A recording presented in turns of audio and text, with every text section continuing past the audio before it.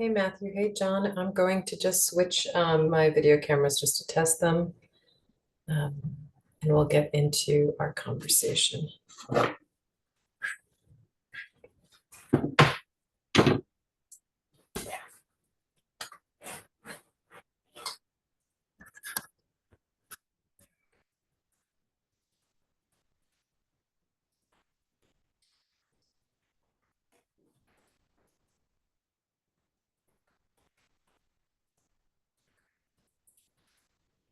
John, how's it going? How you doing today? Can you hear me okay? Or Matthew, can you hear me okay? Yeah, I can hear you. Okay, thank you so much because I wasn't sure if my audio was working. I'm just trying to How's figure out how to. everything going for you? Good. I'm just trying to figure out how to put the volume through my headset rather than out through my speaker. Yeah, I know. That's a tricky one. Sometimes audio doesn't work for me at all, so we'll do the best that we can with the technology that we have. Exactly. Um, Matthew, why are you taking this course? What is your Sorry, I interest think in I Renaissance? am. Oop, I think I figured it out. My bad. Can you repeat the question, my friend? Um, Or Professor, I guess yeah. you're not my friend. Um, why are you taking this course? What are you interested in? My degree or my major is in world languages and culture. So this is one of the very few. Hi. This is one of the very few required classes that I need to take. And Hmm, it's very interesting as an art class. So I did not have many options to take art classes, so I'm glad that this is one of the required classes. that's awesome. Oh, you should definitely have art history as a backing, right? Especially if you're, 100%. what field are you going into, Matthew? Hopefully teaching English as a foreign language or as translation. Awesome. Yeah. Okay, So so visual language is like the universal language, right? I grew up not speaking English, and I think I turned to art because mark making was a way to communicate, right? And it's anyone on the world and across time can see the impression that you make. I find that super awesome. that's a universal language, pictures. Yeah, it is. It's fascinating. Blows my mind every time. Thank you for asking. Cool. Um, awesome. Hopefully, I want to hear from all of you.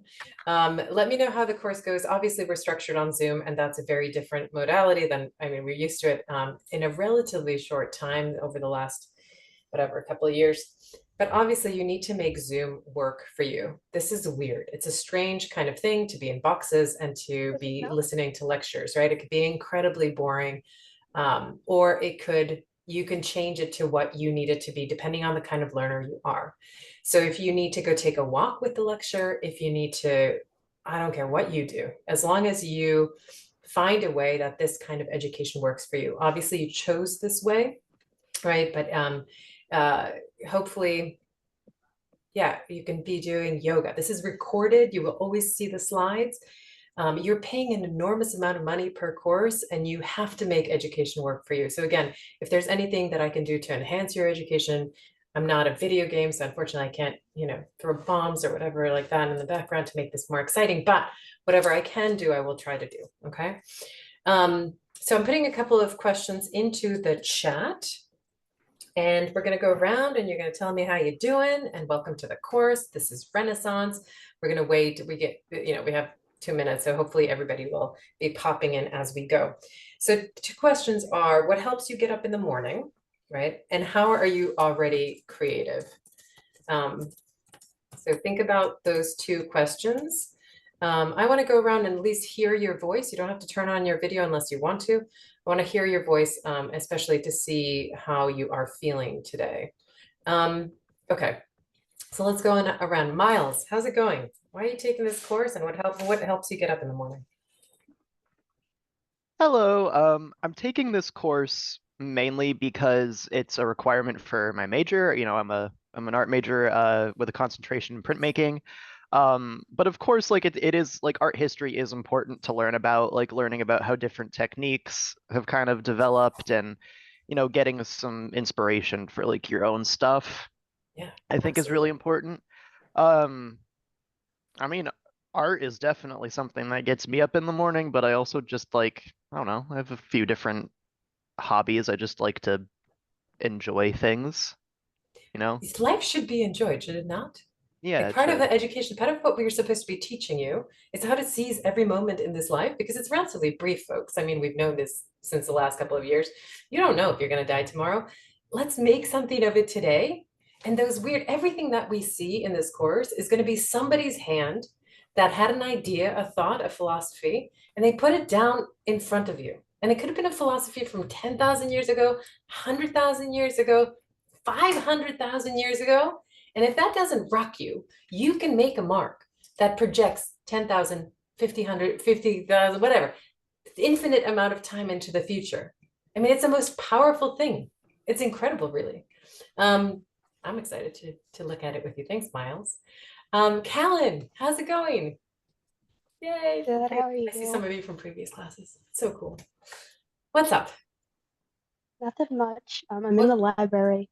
Oh, sorry, I need to be quiet. So Okay, you have your headphones no, on. That's I'm on the first floor, so but I Okay. have your class after this, so I have to like book it. So I have to Oh be in the no, don't library, worry but about it. I'm gonna be like 10 minutes late because I have to book it from here. So okay. what gets you up in the morning? And how are you already creative? You know, some of it already. Uh well, I guess what gets me up in the morning is this is stupid, but like breakfast. No, that's Like totally I don't relevant. We have a body we need to eat. Yeah. yeah, that I like to have breakfast, but I like to like I don't know, I guess how I've been creative is I've kind of done it like my whole life in that sense. So it's kind of just like a way for me to It's like natural. it sounds yeah corny, but like live, I guess. Like it's just my habits are like all surrounded by that. So Mm, I don't know, but I'm also a 3D art concentration. And mm, so I am taking this class because it's a requirement, but also like I'm really interested in this compared to like the ancient medieval. I mm. think this will be more interesting for me. But yeah, basically that's Yeah. it. It's a continuum. It's great actually that you're taking it as a continuum from the prehistory class. And to have creativity be a part of a way of life is, I think, critical now, right? COVID shifted Mhm. things. We have a different reason and a purpose to being alive. The same thing happened in the Renaissance. There was a bubonic plague, people, and it devastated population. People saw a tremendous amount of death. And so they reconsidered life. It's a very similar parallel. I mean, it couldn't have planned. I'm glad you're taking the course, but we couldn't have kind of timed it better because we're repeating a cycle. Tremendous amount of creativity is needed for us to survive in the world at this point. Okay. And it's really fascinating. There is a renaissance. There is a rebirth. Those of you who went to, if you went to the concert by Beyonce, you know there's a renaissance happening. Okay. Mia, how's it going for you? Hi, Tell I'm me good. what helps you get up in the morning and how you're already creative. What gets me up in the morning is probably my chai, honestly. Um, but I'm taking this class because I learned a little bit about the Renaissance in my art history class I took before this, and I wanted to learn like more about it. And it's Mm, also required. good. So. Okay. Exciting. Very nice. Um, Emma, how are you doing? Happy to see you again. I'm doing good. What's happening? What helps you Nothing get up in much. the morning? Um, obligations and responsibilities. But not just those. I like my obligations and my responsibilities. Oh, good. As long as you like them, then they're fine. Mhm. Listen, for most of our time in our existence over the last 100 years, most of what gets up in the morning for us is capital, right? It's money. It's we're oriented factory system. So you need money to obviously to eat the bread, right? To have bread to eat, but to have the will to eat that bread, to have a passion to smell the bread and to whatever, add your butter, whatever you like, right? That is something else. And you need that will. It's not just about the bread. Jessica, how's it going for you? Good. How are you? Good. Happy tea. What else do you need in life? How are you doing and how you're already creative? I already know a little bit, but talk to me. I'm okay. I like to think I'm really creative. I like to do a lot of different things. Recently, my passion has been like making clothes and stuff like that and making like outfits inspired by different characters. That's been really fun. Excellent. Okay. Thanks. Kara, how are you doing? Good afternoon. Hi, I'm good. What gets you up in the morning? My pets. Oh, I love those. Okay. What do you have? Or who do you I have? have a dog, a cat, and chickens. Oh, well, that's a whole mix of family. And Yeah. how are you already creative? And why are you taking the course, Kara? I am an art major, so I have to take this course. I'm a painting concentration. So I like to paint a lot. I also like most types of art and creative things. Good. Then you're in the right place. John, I'm sorry. I don't know if is your audio working? Oh yeah, I'm just in the library right now. Oh, okay. Talk to me about what helps you get up in the morning. What's your passion? I'd say I don't have two. I'd say either not either, but my mom, because mainly because she's given a lot to me, and I feel like I just do everything for her. Even like I do stuff for myself too, but like most of it's all for her because I want to make her happy. And the second one is my 3D art and whatnot. Like I think it's really fun. And I like teaching my other friends about it because they like it, so it's cool. Awesome. Relationships are key, right? Yeah. Like the people in our like we live in relation to other people.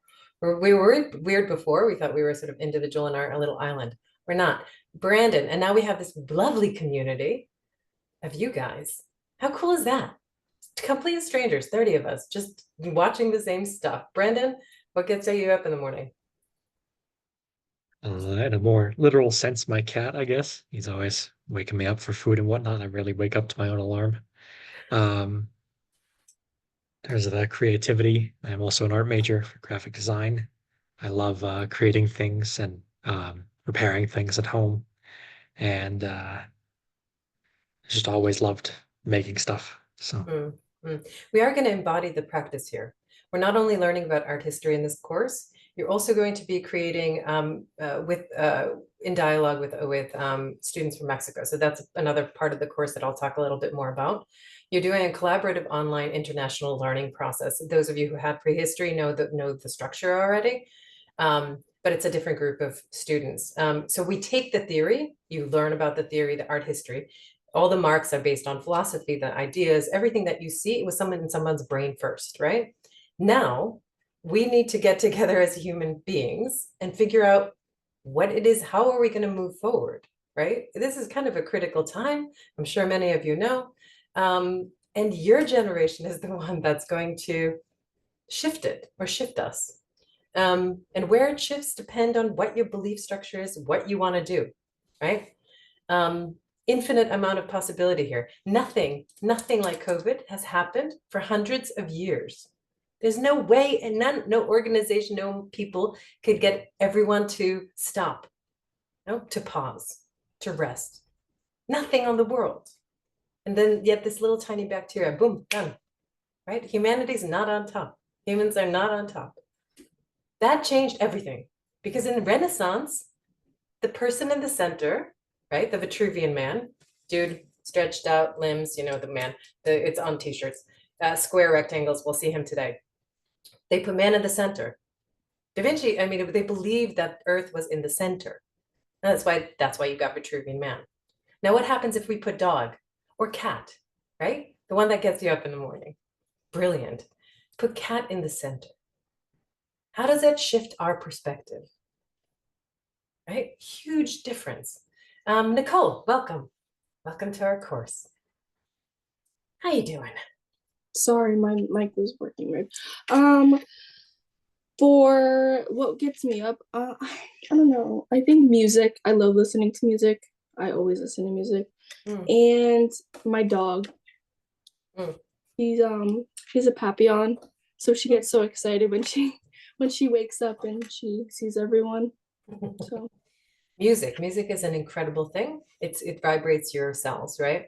By the way, what I do when I have this set up in my Zoom structure, I have a sketchbook underneath, and I doodle, I draw, I take notes, whatever. I encourage you to have a space where you can either write notes on the slides that you find important. You're not going to like every single artwork. There's no way. But the ones that you find important, be careful and take note of it. Okay. You want to read about those things because this is a direct message for you from the past, and you need to understand it. You need to understand the philosophy that's behind it. You need to understand everything about it as you can. Okay. Even if it's one thing this semester, take note. G, how's it going for you? it's going good. How are you? Good. What helps you get up in the morning? I live in Atlantic, so I have the privilege of living with some of my best friends. So I get to wake up every morning and they're out there and I can bother them and it makes me very happy. And I miss them so much during break. I'm so happy to be back.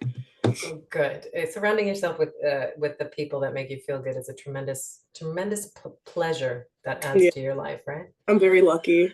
And creativity, how are you already creative? I'm an art major with a concentration in printmaking, and I love it a lot. I'm taking my directed Miles and I are the printmakers in the class right now. And I'm taking my directed study this semester, and I'm very, very, very excited for that. Super exciting. Mikey, how are you doing? Sorry, it took me a minute to find the unmute button. You're all good. Can y'all hear me all right? Okay, good, because my headphones don't usually like using the microphone. What was the question? What helps you get up in the morning? The sun. Important, huh? And how are you already creative? I am an art major. Oh, yes. Good. Working on this while we talk. Yes. And that sounds good. Is that good? yeah, that totally sounds good. Okay, so we're going to take the second half of the group towards the end. I want to hear, obviously, from all of you. This is a participatory course where discussion matters. It's part of your grade, but besides it being a part of your grade, it's interesting when people come together and are focused on a thought or an artwork, because these thoughts travel. It's strange and weird, and on Zoom, something miraculous happens. In our culture, we're very surface. We size each other up in 2 seconds when we're walking down the street so that for safety reasons or for whatever evolutionary reasons, right? When you're not embodied, especially those of you who are not turning on your cameras, which is totally fine. When we're disembodied, we just hear we only do this lecture through your voice and sound, right? And something about that is particularly interesting, which I don't think we've researched quite enough yet. But again, this is your course, this is your time. So whatever you need to do to be present, that's all I'm going to ask for in this course, is for you to be present. If you can do that, it's stupendous. Being present is difficult. Half of the part is going to be lecture, half of it is always going to be discussions. We are going to do some drawing. And again, it's about embodying philosophy. Whatever philosophy you are living by, that's what you want to put down. It makes huge difference. If these marks from the past, from 10,000 years ago, are here to teach us today, understand whatever you put in that sketchbook in yours is going to inform people or other species 10,000 years into the future. So what kind of mark do you want to put down? Your great-great-great-grandkids could know what was important to grandma, grandpa 200 years ago. Okay. I can't find anything more meaningful to do, I think. Even though my parents also wanted me to be completely an engineer and a lawyer, and I shot that down very quickly, but I'll talk more about that later. All right, let's look at some art. No, let's do a drawing practice. Please get your sketchbooks and whatever mark making tool you have, pencil, whatever. We're gonna do 10 minutes, and understand you have 2 hands, not just one. Use both. we often teach you or program one hand and we forget that the other hand is connected to another part of our brain. So use both in your drawing. I'm going to play some music. You can do this with your eyes closed, and we're just going to dance on the page with your mark making tool. Okay, understand your mark. Nothing like this has been done which is so fascinating. How many humans there are in the world? Your structure, your drawing is entirely your own new crazy thing. I'm going to switch gears to another video. If you don't like my music, I don't take offense. Feel free to use your own music, whatever you want. But 10 minutes straight up drawing. Please give me a thumbs up once you have your sketchbook and your tools ready, whatever they are. Colored pencils, whatever. I don't care. Crayons. Cool, cool. Awesome. Those of you who I don't see, yeah, those virtual thumbs up are also, isn't that weird? We commute. So weird. Okay, cool, cool. Thank you, thank you. All right, 10 minutes. And this is, if you've ever done a Zentangle, this is very similar. You basically start off with a line, right?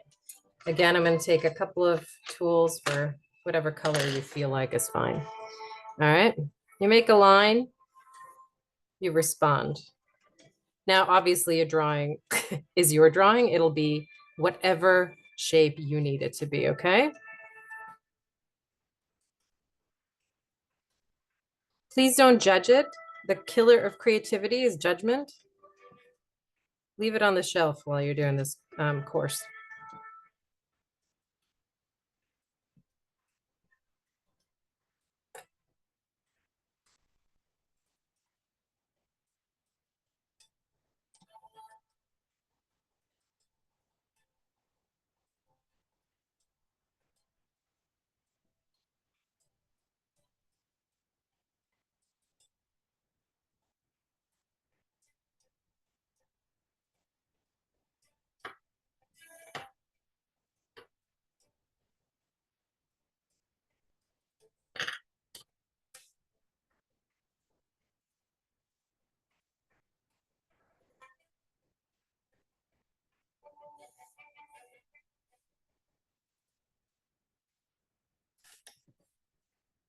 We're going to do it for about 10 minutes. We can totally zone out.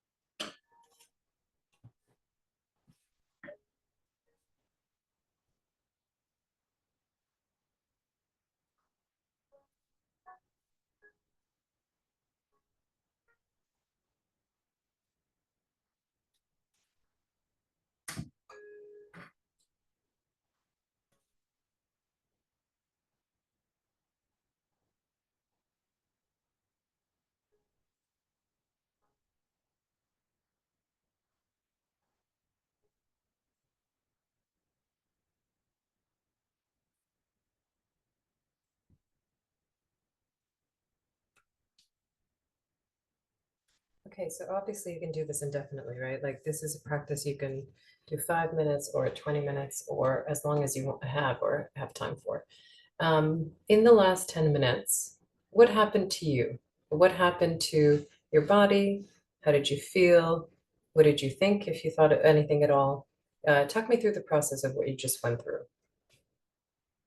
Anything, any insight, anything.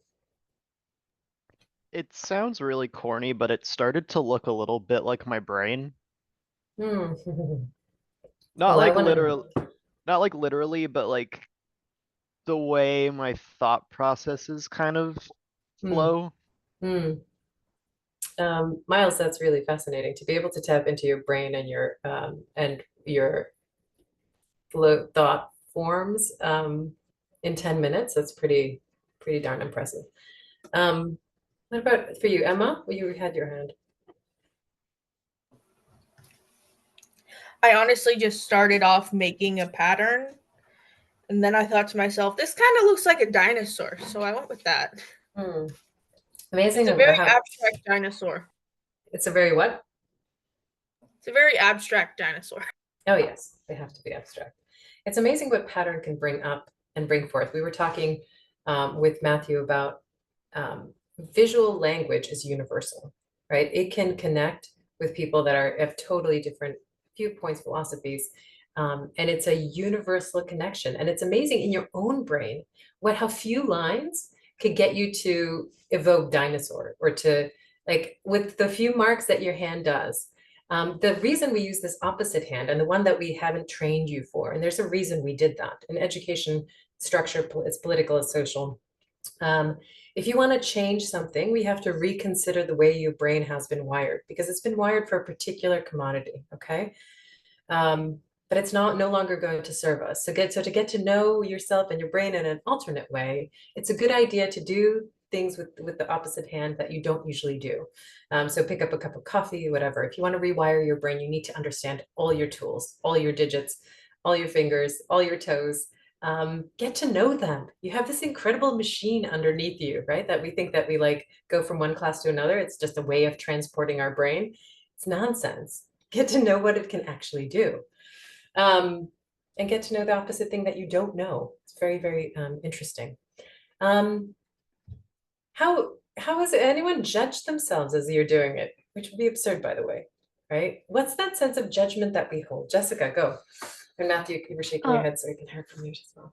So I kind of ended up going with something that I have a little bit of like, I don't want to say I have trauma connected to it because, you know, that would be kind of ridiculous. And, you know, I'm not going to say what it is. It's not anything bad, but I just don't feel like sharing exactly what it is. But yeah, to the thing that I ended up drawing is a pattern that I come across quite often just in life. It's something that probably a lot of us know what it is and have seen before, but it's just something that's kind of interesting that I've been feeling kind of bad about recently. And then to translate that subconsciously is kind of interesting. And it's kind of like, well, why am I doing this when I know that it's something that has kind of hurt me? Mm. Isn't it interesting? And isn't it weird? I took a painting course. We were in Florence. I had this amazing opportunity to study abroad. And my instructors at the time looked at the series of the work. I was in a painting class. They flipped everything upside down, sideways, or whatever. And then there was this dot, right? This black dot, or it could be red dot, whatever the heck your brain makes patterns in the same place, in the same location. And it's absolutely connected both to the body, which is fascinating. If you can really look at paintings and can really start understanding them more than what it is as a symbol or an abstraction, as a feeling. No, it communicates. And actually, in fact, it communicates with other bodies, which means through color, there's this amazing thing that you can process both trauma as well as any other emotion that you have through creativity and through your work, right? Which is actually the point, no, is to help you both heal and also communicate and connect and empathize, because obviously trauma has happened to all bodies in some way, shape, and it's an amazing empathy we can get from artwork. Matthew, you were going to say something? I was just saying that when you said, did you judge yourself? I shook my head because obviously that's the first thing I was doing. I was like, oh, this is going to be horrible. And it's funny because I've been carrying around tarot cards recently. So I pulled out a card that I just pulled out a random, it was Judgment. So I thought that was funny too. It's with us, isn't it? Yeah. So I was like, that's pretty funny. What is that? We have to be very clear about what that is. And in fact, it's tied to the Renaissance, it's tied to the Greeks. There's a sense of perfection, and we're going to talk about this further on in the course. This ideal beauty, no, and what beauty stood for. Now understand it's 2,000-year-old concept, if not more, and it's intricately flawed, right? How come you're not perfect as you are? And in fact, are you not perfect sitting here as you are? You don't need a degree. You don't need to achieve, right? Sitting as you are now, ask yourself, why aren't you perfect? And in whose relative, like who prescribed what perfect looks like? It comes from the Greeks. And the Greeks were racist, sexist, all kinds of problems with the Greeks, okay?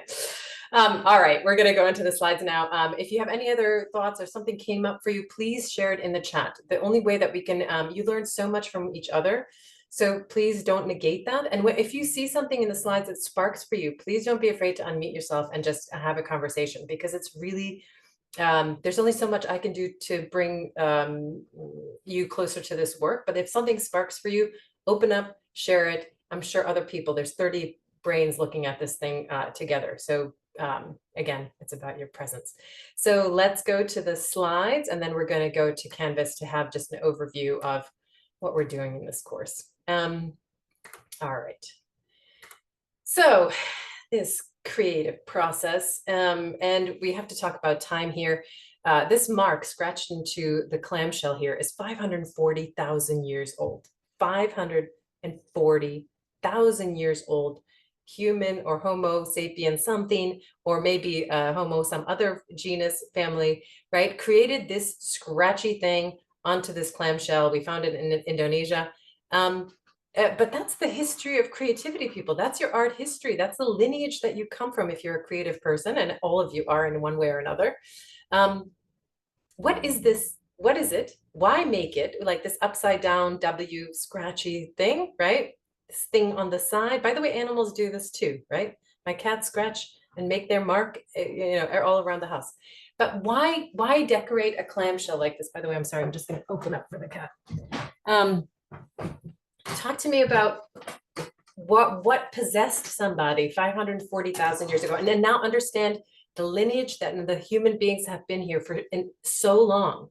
We're not in 2024. That's absurd, right? Christ, year of our Lord. That's the arbitrary zero we set to this time. Go, Miles, talk to me.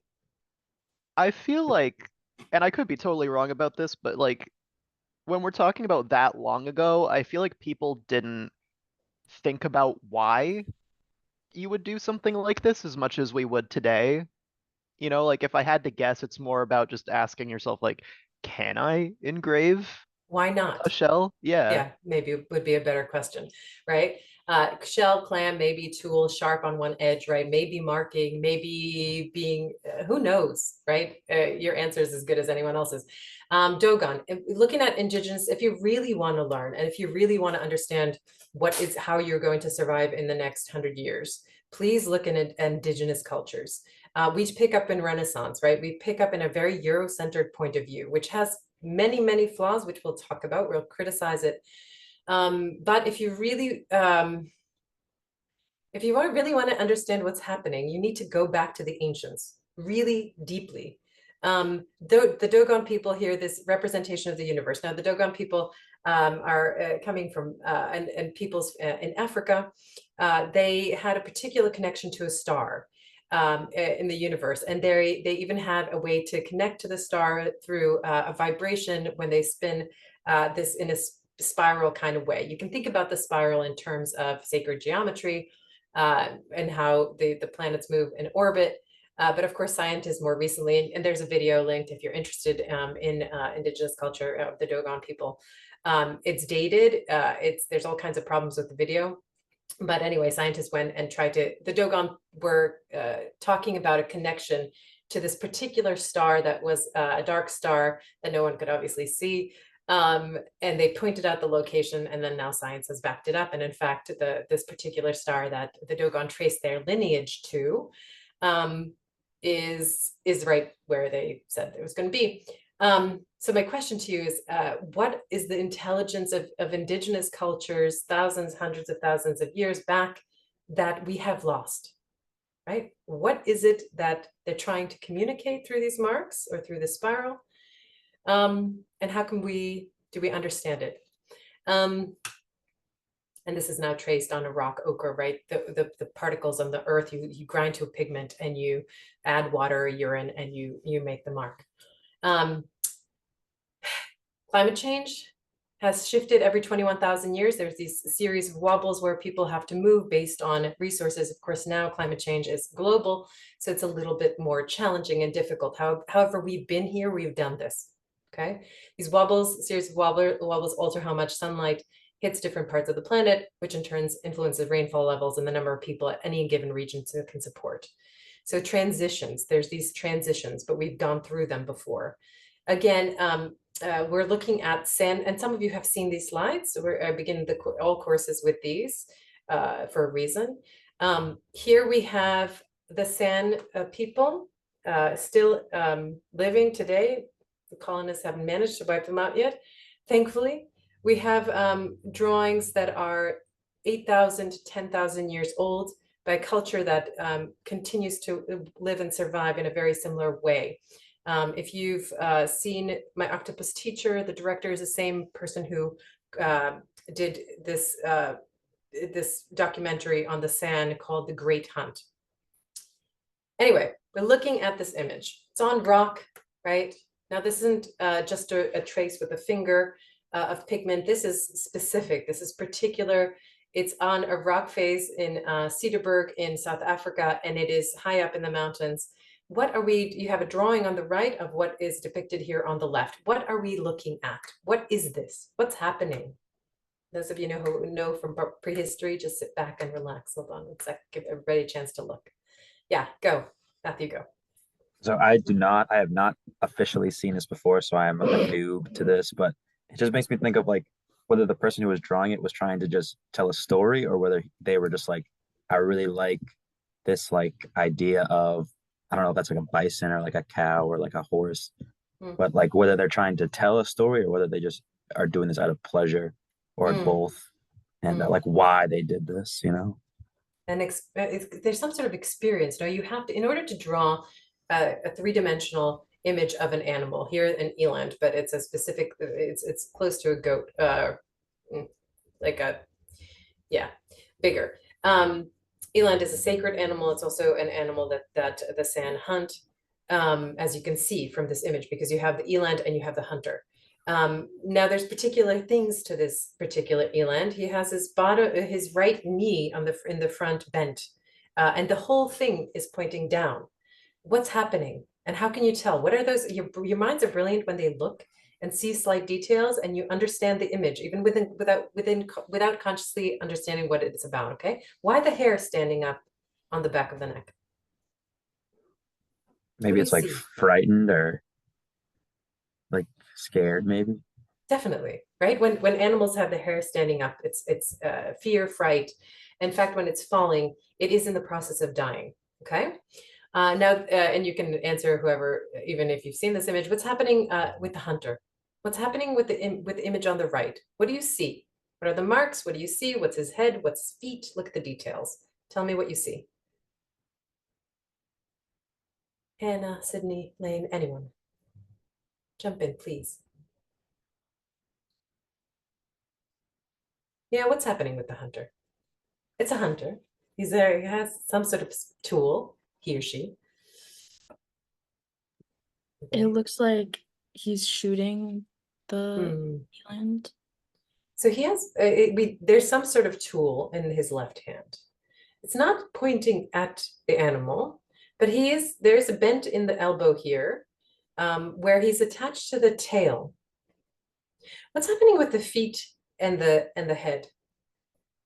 The head is not human, right? The head is not, I mean, they know how to paint. I mean, look at the detail of the eland's head, right? It's repeated. The eland head is repeated in the hunter. So either the hunter's wearing a mask, or it's some sort of ritual. Look at the feet. Look at the pointed hoof feet. And they're exactly in the same way that the rear legs are also bound together. Okay, the hunter's legs are also bound together. If you watch the movie The Great Hunt, the hunters run in desert conditions, tracking the animal for 4 to 8 hours in the day, right? So either you as a human being are exhausted and die, or you drive the animal to exhaustion, right? And then there's this process for the San of transferring the spirit of the animal into the hunter in a way. They go through a trance, they go through sweats and fevers before they, or as they kill the animal. It's a whole other process than getting your chicken at the supermarket. Hey? And it's one we need to understand now and empathize with the things that we put in our bodies. Unless you're a vegetarian, but that's also, I mean, it's, you know, you can appreciate the plants as well. All right, and we're gonna, the last of the rock art here, we're looking at a trace of shaman, because the people who are painting these paintings are incredibly sophisticated people. If I took graduate students and told them to paint their pets, right, they would take an image, they would look at they would choose the different shades or whatever, the different light, and then they would work off the image to try to figure out the proportions of the body and scale and everything. But the hunters or whoever's painting, the shaman, whoever's painting these on the rock surface, first of all, it doesn't have the animal in front of them, right? So, and to get those 3 dimensions, they're looking at 3 different shades of colors. You have the belly in light, and then medium, and the dark. Traced with a particular brush or tool to get those outlines, right? They understand background and foreground because you have the legs overlapping. So the sophistication of how this is painted is mind-blowing. And then what they talk about in terms of being in a trance state, they, in terms of rock art, they see another dimension, and they paint out what they see in the rock, which is, I think, baffling. If you can do that, fabulous. What is this trace? This is now abstract. What does it remind you of? When I say abstract, it's nothing, you know, it's like a smile of a Cheshire cat, whatever brings up in your own brain. What do you see? What does it remind you of? Shape, size? Kind of looks like a boat. Interesting, isn't it? Boat of transferring. Lane, what were you going to say? I was gonna say a mouth. It looks like on the top, it looks like teeth for some reason. It made me associate with like a smile or something. Right, I think that's where the Cheshire for me came from. But you have these kind of bat-like shapes that are teeth-like or whatever.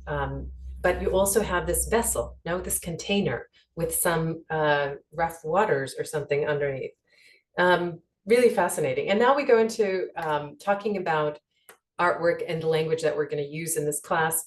Now this is a cloak that one wears on top of the shoulder. So these, what we call abstraction, actually has, there's a root to, of course, abstraction and what is depicted, even though we don't quite have the language to describe what is being depicted here. You have these incredible colors, and now imagine it on top of a human form.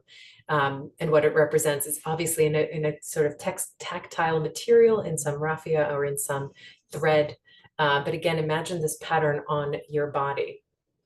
What does it feel? How does it feel? Imagine this on you, this particular red, because color also has an impact on us as humans. Yeah, go for it. I feel like it has like a power or like a celebratory like essence to it.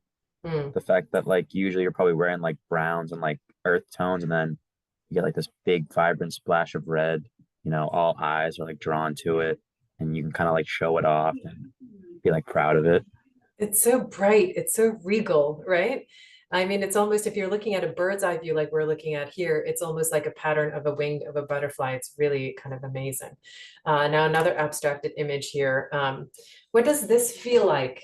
Again, it's an abstraction. We don't know. It's a shapes, it's particular colors that we feel, but the feeling that you get from these colors and this kind of splotch and block on the inside, what does it feel? And you can, and it's interesting because your mind picks up on the subtleties of how soft those edges are painted. This is kind of like a watercolor or whatever. Talk to me. It almost looks like a map of some sort. It kind of looks like Pangea, almost like a giant world map. It's like there's something land about it. No, I made it using watercolors to have that kind of splatter. Now, if these colors were not put down in a particular order or a particular way, they would bleed and blend into one another. And this particular little orange little section, right? If you put orange on top of blue, it'll go gray or brown. So you have to figure out where those little sections are going to be. But this balance between the colors. Anyone feeling body, guts? Intestines, innards, right? But again, it's abstract, so we don't know. Mikey, you were going to say something? Yeah, you can actually see a bit of a face almost if you imagine the little orange part as a mouth and then the little part above it as a nose, if anybody else sees that. This kind of protrusion and this subtle eye, right? We're so amazing to be able to have this kind of splotch and abstract blob in front of us, and to be able to find isn't that weird? Isn't it amazing? Human beings can kind of find association. We've also depicted, obviously, human beings for eternity. We've depicted ourselves in the representation, both in abstraction here, but clearly the body is known here, nostrils, eyes. You connect, especially to that facial feature. Here's Susan Rothenberg painting her accident with a horse, contemporary painter. But you can see how the horse, the hoofs, the feet are now up in the air, and she kind of upends. When you stand in front of the painting, you feel that kind of trauma or violence. You can imagine the size, right? This horse that now his legs are cut off, right? It's either in motion because it's blended on the edges. I just want you to start seeing not only intellectually what the subject matter is, but also the feeling that comes with and behind the painting that you might not understand, but there's a reason we are drawn to paintings or to artwork in general, because it's a soft kind of soft in terms of look at the background. There's no linear outline to this horse. Now that the upside down legs are very particular, especially this kind of broken bone or whatever is happening on the thigh of the horse. Thoughts, ideas, feelings? Okay, let's move. Go for it. Gee. I feel like it has a very like somber, lonely, like isolated feeling to it, because I'm looking at the horse and I feel like, I don't know if this is intentional, but like I can see, I don't know if it's like there or my brain's just trying to make sense of it, but I see eyes and I feel like he's blue and bright and colorful, and then he's surrounded by this like black and white, like with just a few lines around him. I feel like it's a very powerful but like somber. No, I mean, it's serious. Something serious has happened and you can feel it, because there's also that flip of the legs, and there's that blurry horse almost in motion. I mean, this is something that is as she went through the process of being trampled by her horse while she was riding. This kind of experience happened. No one seeing just the legs up and then the motion. You can see the motion of the fall. All right, and humans have also depicted their bodies in particular philosophies, right? You have the woman on the Willendorf on the left, this Greek rise warrior in the middle, and then a reliquary figure on the right-hand side of Saint Foy. And you have these particular eras, women of Willendorf 30,000 years ago, rise warrior Greek era, and then medieval times with Saint Foy. How has the body ideas about the body and the human change throughout these philosophies? What are the philosophies behind these three, and how can you tell? By the way, Woman of Willendorf is handheld. She's small. She's 7 inches. She's meant to be carried in the palm of your hand, and she would have been red ochre initially. Rise Warrior is a cast bronze. It's life size, certainly musculature proportions. This is where we get this strange mathematical formula of what a human body should look like. But of course, they were a warring culture. There's a reason why they created Olympics, right? You wanted the physical form, not only for athleticism, but of course for conquering, which is what the Greeks did. And then with Saint Foy here, you have a tremendous amount of wealth. Money is pouring into the churches. The main economy in Europe in medieval times is the pilgrimages that are happening, which is like religious tourism. And they're bringing wealth. Now, understand the wealth is coming from other cultures, right? The reason Columbus goes out is to sail and look for gold. And many of this gold that ends up in Europe is stolen from Latin America. But you can see that the church has not only gold here, you can see the rhinestones, it's dazzled, bejeweled. They also stole the face from ancient Roman art, which is fascinating. Compare the three and talk to me about the different philosophies of what the image is and how they represent the body. Right? By Saint Foy, you don't have the body. The body is sinful in Christianity. Right? That's why you have it. It's an abstraction. It's not proportionate. It's not, I mean, the shoulders are way too narrow. It's not someone measuring the body. They're the Greeks. You have them measuring. Yeah, Miles, go. I feel like the women of Willendorf, like, in my opinion, are a much more honest depiction of the human form in comparison to like the other two figures that are shown. Like, especially like, you know, like taking into account that the Greeks were so calculated when they were creating sculptures of people, and they took a lot of like care and time to, you know, like flesh out the musculature and make these like perfect beings.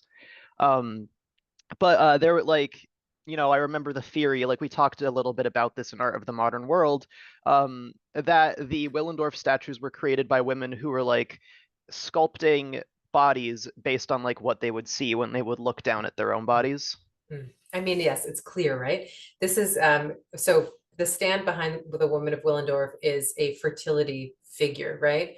The fact that she's red, the fact that you're holding on to this stone for dear life may be connected to childbirth, but certainly when you look down at a body, if you're pregnant, you have these fertility, you have the large breasts, you have the large hips, and you have certainly, this was at the end of the Ice Age, and you would have had, fertility would have been essential for the continuing of the species, so clearly an icon for 30,000 years back. That shifts in Greece, right? Obviously, there's many things that shift in Greece. Women are not allowed to go to school. It's not about women. And they had the first democracy, but understand it was a completely limited democracy for the upper male class. Yeah, go, Callan.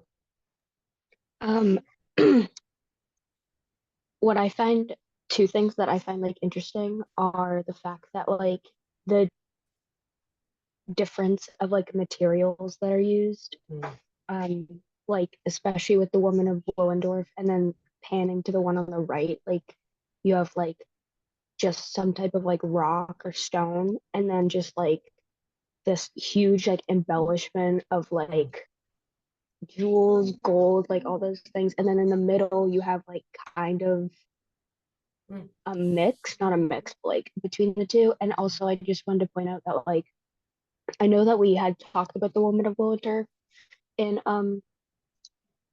previous class, but what, like I never understood why her like face is covered, because you see the other two and they're men and they have their face, but I don't, why is like she'd have no face.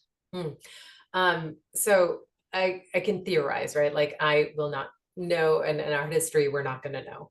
By the way, the safe boy is female. It's just taken from a Roman sculptures of a boy. So she's supposed to represent female, but it doesn't matter. It's about the shrine. It's about, so a couple of things, and I'll go back to why the hairdo or whatever is happening, pattern on the head. It's just pattern, right? When you talk about the spiritual and when you talk about spirituality in general, it's about a repetitive pattern, about getting yourself into a meditative state. No, just like your hat that's crocheted in a particular pattern. When you are crocheting, there's numbers that you count to have a particular pattern that develops all throughout history from the beginning of time.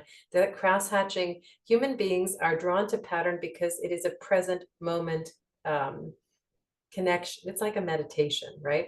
So my guess is it either represents a hairstyle, or, which then wouldn't make sense for, of course, the front unless it's covered, or a spiritual state. Now, if you ever go through childbirth, you're in an altered state of consciousness, very much connected and grounded in your body. And my guess is it's that inner, when you go inward, it doesn't, the surface doesn't matter. No, the superficial, the physical features of the face don't matter because you are in a spiritual state of being.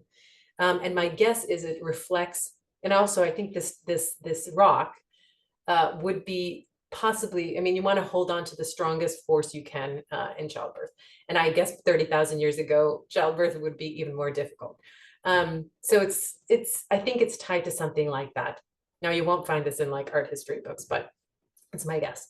The Rice warrior is weapons are melted down, bronze, and you get, again, the richness of materials and more taking of natural resources as you progress in time. So you have a natural resource of the rock, right? You can find that anywhere. Bronze, not so easy to find, not so easy to get. And it would be a vital resource between melting down in wartime. You melt down the art to create weapons. In peacetime, you break down the weapons. And I think that's so interesting. I mean, imagine all the guns and using, and transforming guns into art. And some artists are doing that. And to tweak between the two. Now he was saved because he was sunken with a ship, so he didn't get turned back into a weapon. But most of these actual bronzes from Greece that they created would have been long gone. There's only a few representations. We mostly know Greek sculpture through Roman copies. And then, again, because you have the church going out into the world and pillaging, and medieval times are the most vicious art historical period, and they give rise and birth to colonialism. And you talking about stealing things, right? Natural resources. And they all go into the churches for shrines like these. Amazing, really. Now, I think her tummy, it's also strangely, weirdly, there's African art that is connected to the power within the gut. And you see this little house that's in the center of her tummy. That's where the actual shrine or the actual piece of Saint Foy sacrificed herself for Christianity, blah, blah, blah. She was a saint. And they would find, sometimes it would be like the Shroud of Mary's thing that when she gave birth to Christ or whatever, that would be the story that church would be holding, and that would be the sacred possession. So anyway, the sacred possession is here held in the stomach area, and you can see the actual house that is housed in the center. Again, body's not important at all, right? No trace. We don't even know the gender, as you said, could have been male. Really fascinating. Okay, we got to move. Sorry to tell you, a few more slides. Compare these two for me. You have Pharaoh Menkaure with the queen, and then medieval representation of Christ. Now, both versions are versions of God, are they not? Like both versions are what people have thought of as God. Pharaoh, when he dies, he becomes God. Here represented in this amazing basalt and this amazing stone carved. He would have been painted. And the placement of this is important because it's coming right out of the temple. So he and the queen were meant to walk out of the temple together. Mikey, go. Is that in the Boston Museum of Art, the BFA? I think there are versions of Pharaoh Menkaure. I'm not sure if this particular one is there, but yes, I'm pretty sure I actually saw this piece in person. Those statues. I haven't. No, you might have. Yes, you absolutely might have. Because I think you're right. Kat, yeah, go. Can you hear me? Yes. I just went like a week ago and I saw it there, so I think they have it there now. They have a few. Yes, that's really neat. It's amazing that you can go see it. It's also quite wrong, no, to have this is meant to be he's meant to for eternity to be coming out of the temple with the queen in the ever after life, right? And we have taking these so-called objects and they become possessions of first of all enormous amounts of money and they're passed on throughout the world. It's interesting, but museum collections are questioning what they have and why and where it's from. And there's a lot of no, it's not the right word, but it's being returned back to the original source. Because it was made with a particular philosophy. It wasn't about the body here. It's not the Greeks, although the Greeks got their measurements from the Egyptians. It's both the physicality, but it's in the most solid form possible. And it's meant to be like an AI today. It's meant to be this closest thing to representation of the pharaoh, to have continue the eternal life with the queen by his side in a particular way, for the spirit to reside for eternity. You also have him painted. So all the sculptures that came, even from the Greeks, would have been painted to represent absolute three-dimensional flesh. There's a little ochre in his ear that you can see the color. And then, so you have this, and then this, and then of course the Christ, and this is absolutely immaterial now. You have these mosaics, these tesserae, cut little glass stones that are put side by side to arrange the form. The body is abstract, the body is not mathematical, it's not in proportion, it's an illusion of body. But you have a representation, of course, of Christ on the cross with Mary and John on either side, the representations of three, in terms of the three versions of yeah, anyway, Mary, John, and Christ, you can see that. Any comparison between the two? They're quite similar, by the way. They do have that sort of loincloth, right? Yeah, go. Matthew first, Lane after.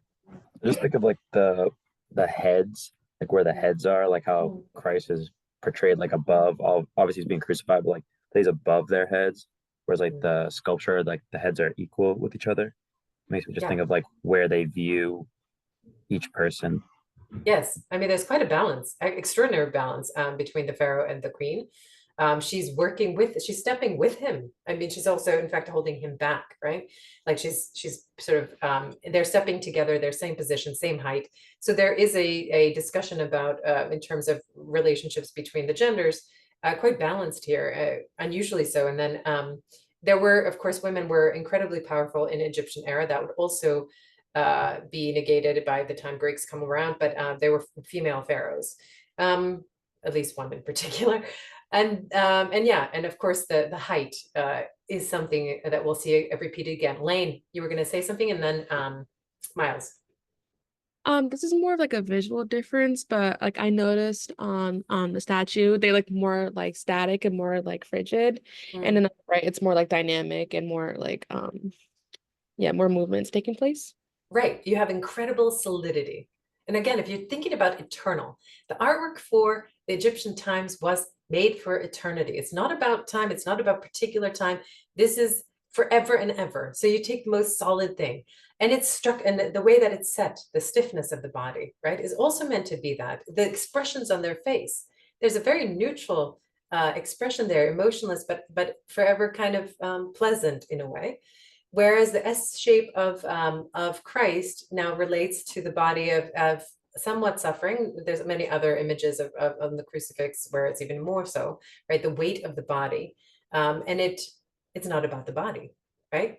That's the message, because it's about bringing you to, there's no space in this. There's no three dimensions. That's why in Christianity in medieval times you don't have a representation of 3D space actual, because you're supposed to be in a spiritual realm. It's another dimension.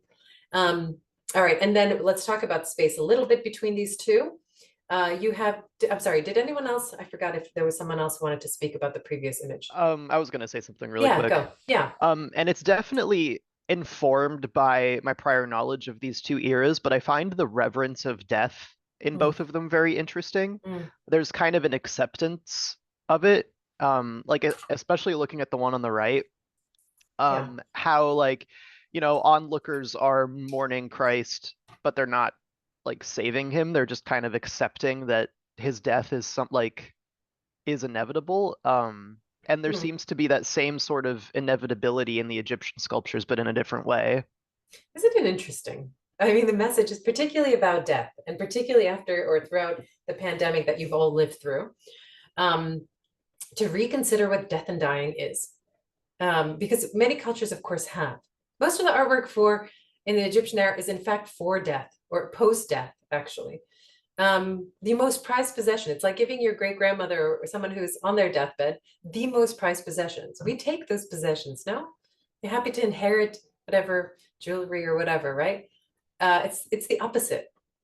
You're meant to have the most amazing glory in the afterlife.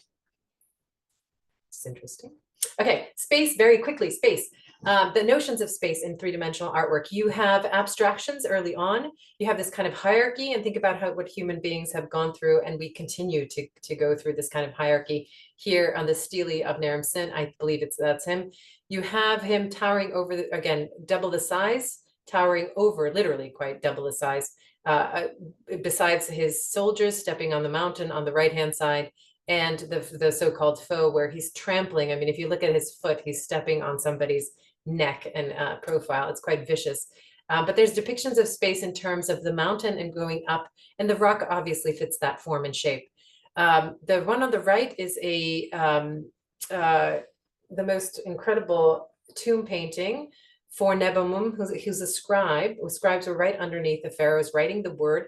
The imprints and the visual language was right under pharaoh, because you're writing, literally describing the words of the pharaoh, or the words of God. Here, Nebamum, everlasting life. Here, details, incredible detail. Sistine Chapel of its time. He is crossing in the afterlife the river Nile for rebirth. The flower, the particular flower, is meant to be the fertile marshes, and he's going here for an incredible hunt. But understand that people who are painting these paintings understand the feathers, the shape, not only the animals that are obviously in the environment that is around the Nile, that helps everything survive, but the details of him. I mean, go back to this image because it's amazing. You can see the details of the fish in the river, the birds in the sky. All right. I hope we have, let me just check. Okay. I'm going to go very quickly through these images. Again, representations of how people wanted to remember it in the afterlife. Here with the diploma, with the thing, and the woman here with a tool, like a pen by her lip, right? Think about the philosophy of why they wanted to represent themselves in this way. This is from Romans. Yes, Roman era. And then we move into this understanding. It's all an illusion, three-dimensional space in terms of perspective, and drawing architecture in order to have that idea and dimension depth, right? The space is very different from before, where this is a two-dimensional flat surface, but because you have those angles coming in of the columns, it gives you an illusion of space and depth in the architecture. Okay, so we get to Da Vinci.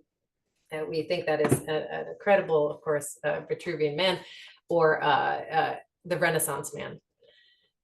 He takes, and what's fascinating about this era and the whole Renaissance is that you have the plague before it. You have this child who is deemed a bastard because he's born out of wedlock. But there's a difference in philosophy and thinking about what the individual can do. And his father recognizes the talent that is in Da Vinci and has him educated and all that. Educated meaning, there were at this time period in 1300s, the plague hits Italy in the south, devastating the population. And at the same time, there's the Ottoman Empire is conquering what used to be the Roman Empire in Constantinople, and is sacking all the text, or taking, anyway. So you have the text moving from the East back to Rome, back to Europe, And it's being transcribed. Books are incredibly important after the medieval era. They transcribe, especially, of course, first the Bible, but then they're transcribing every Greek text that comes from the ancient Greece. That's why you have the harking of philosophy of 1,000 years before. Renaissance is a rebirth of classical era. They're taking all the Vitruvius. So this is what Vitruvius wrote, and this is what Da Vinci read, and it created the Vitruvian Man. And this is Vitruvius's drawing on the left-hand side. Just so this is him writing. Just so the parts of the temples should correspond to each other and with the whole. The navel is naturally placed. You grow from your navel. You don't grow up. You grow out and out from your navel on. The navel is naturally placed at the center of the human body, and if in a man lying with his face upward, the hands and feet are extended from his navel as a center, a circle be described. It will touch his fingers and toes. It is not alone by a circle. The human body is thus circumscribed, as may be seen by placing it within a square. For the measurement from the feet to the crown of the head, and then arms across the arms fully extended, we will find the latter measure equal to the former, so that the lines are at the right angles of each other, enclosing the figure, and will form a square. Da Vinci read this, and he did this, right? And the church went, oh, human beings connected to sacred geometry. If you take your hands, middle finger to middle finger, and stretch them out and measure, you'll be exactly your height, okay? There's mathematical formula throughout. Anyway, but he was a dead man. They recently found out that in his groin, he has a hernia, and he's either dead. So Da Vinci's either measuring a dead person, or so this ideal that we see as the Vitruvian Man is in fact as a carcass or dead. All right, and I'll leave you with the final image here of the animus and the anima. They also translated the Kabbalah in ancient in the Renaissance time. Plato's mystical writings were also transcribed. So they're all reading these same texts. And it becomes really interesting. So I want you to look at the image. Think about the image. Okay. All right, beautiful people. We have about 10 minutes. We're going to end around 1:35. I'm going to break you out into breakout rooms, and you are to go to our module here, the third module. Click under what can we learn from art history and why now? And there's going to be a video on idealism or idealizing the body. Particularly in this video is going to be about female transformation and idealization as it relates, of course, to our culture and Facebook and all kinds of digital stuff that's happening. In your group, I'd like you to watch this video. It's about I think it's about 3 minutes long, not long. And then I want you to answer 3 questions. I'll put them in the chat. I want you to answer who is the video for? Who shapes her? Who do you think is the artist? And then I want you to answer why. Okay, so please click on the movie in your group or watch it on your own. And just as a group answer together, please put the answers in the chat. Where is the module? I think it's under 116. It's under today's date. Okay, and it's called What Can We Learn from Art History and Why Now? And it's basically the images we went over today. Are there any questions? Please don't let your partners down. There's going to be about 3 people to a group. Unmute yourself. Talk about whatever you want, but watch this movie together and I'll answer the questions. Any concerns? Cool. Breakout rooms breaking out now. You have about 10 minutes.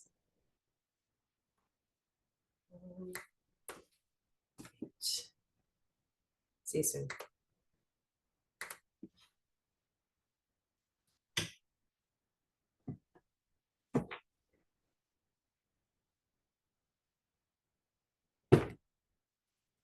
Zoe, are you not signed in a room? There you go.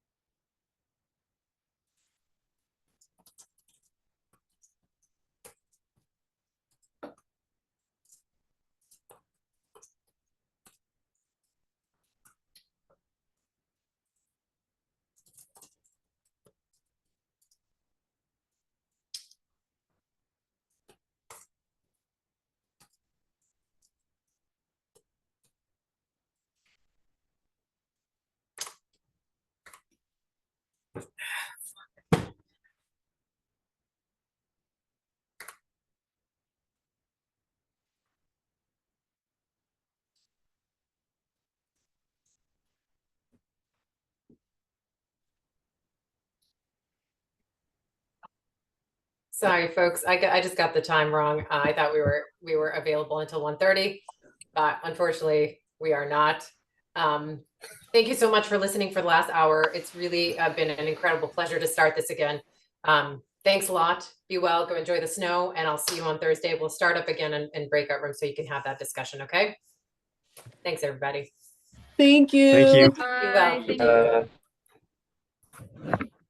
Any questions for me?